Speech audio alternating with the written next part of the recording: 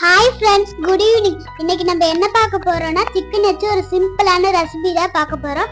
வாங்க வீடியோக்குள்ள போலாம். அதுக்கு என்னென்ன தேவைன்னு காட்டியிருக்கோம். சிக்கனை வந்து நல்லா கழுவி வச்சாச்சு. பாருங்க எப்படி கழுவி இருக்கணும். அப்புறம் அதுக்கு என்னென்ன தேவைன்னு பார்த்துக்கலாம். ஒரு வெங்காயம், ரெண்டு தக்காளி, 3 பச்சை மிளகா. இது வெங்காயத்தை வந்து நம்ம பொடி பொடியா வெட்டிடலாம். பாருங்க எங்க அப்பா எப்படி வெட்டுறாங்கன்ட்டு. நல்லா பொடி பொடியா வெட்டணும். பாருங்க நல்லா வெட்டியாச்சு. இப்போ வந்து நம்ம வந்து பச்சை மிளகாய் வந்து வெட்டிடலாம். பொடி பொடியா வெட்டிக்கணும். 3மே வெட்டியாச்சு. அப்புறம் தக்காளி வெட்டிடலாம். பாருங்க எப்படி வெட்டணும்ட்டு பார்த்துக்கோங்க. அப்புறம் வந்து தக்காளி வெட்டியாச்சு. தக்காளியும் பொடி பொடியா வெட்டியாச்சு ஃப்ரெண்ட்ஸ். அப்போ பாருங்க நல்லா வெட்டியாச்சு. அப்புறம் வந்து இஞ்சி பூண்டு வந்து கொரப்பா அரைச்சிக்கணும். இஞ்சி வந்து தோலெல்லாம் சீவி வச்சிருக்கோம். அப்புறம் வந்து எங்க அப்பாவுக்கு உடைக்க முடியல, அதனாலதான் கத்தி வச்சு வெட்டிட்டோம். பாருங்க வெட்டினத ஒண்ணு உளுந்துருச்சு, பரவாயில்ல, எடுத்து போட்டாச்சு. அப்புறம் பூண்டு வந்து முழுசா போட்டிருக்கோம். பாருங்க நல்லா கொரப்பா அரைச்சுக்கணும் ஃப்ரெண்ட்ஸ். நல்லா கொரப்பா அரைச்சாச்சு. பாருங்க கையில எடுக்க முடியாது தெரியுது. பாருங்க எல்லாமே நம்ம அரேஞ்ச் பண்ணியாச்சு. இருந்து எல்லாத்தையும் வெட்டியாச்சு. பாருங்க கொரப்பா அரைச்சிருக்குது, உங்களுக்கு தெரியும். பாருங்க ஃப்ரெண்ட்ஸ் எல்லாமே வெட்டியாச்சு.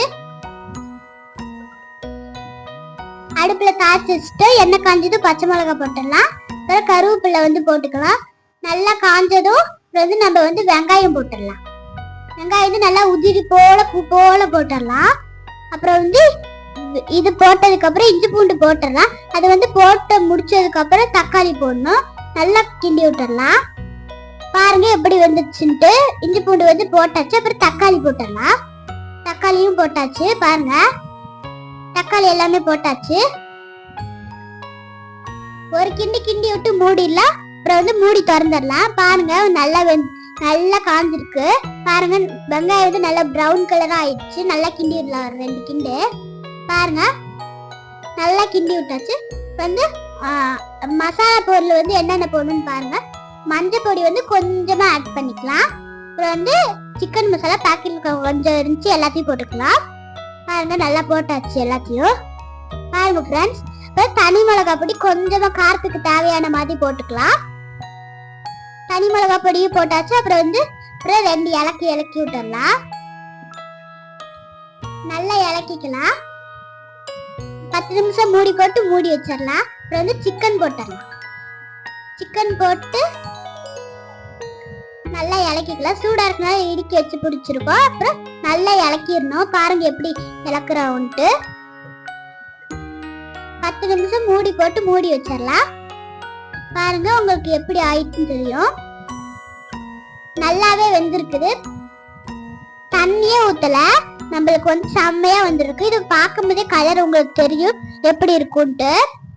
பாருங்க நல்லா இலக்கிட்டாச்சு. அப்புறம் கொத்தமல்லி போட்டுடலாம். ஒரு 5 நிமிஷம் மூடி போட்டு மூடிடலாம். அப்புறம் வந்து மூடினதுக்கு அப்புறம் ஒரு 5 நிமிஷம் மூடிடணும். ஒரு 5 நிமிஷம் தான். ஓகே, நம்மளுக்கு ரெடி ஆயிடுச்சு. பாருங்க எண்ணெயெல்லாம் நல்லா பிரிஞ்சு வருது, உங்களுக்கே தெரியும். இங்க பாருங்க தண்ணியே ஊத்தல ஃப்ரெண்ட்ஸ். நம்ம வந்து தட்டுக்கு மாத்திடலாம்.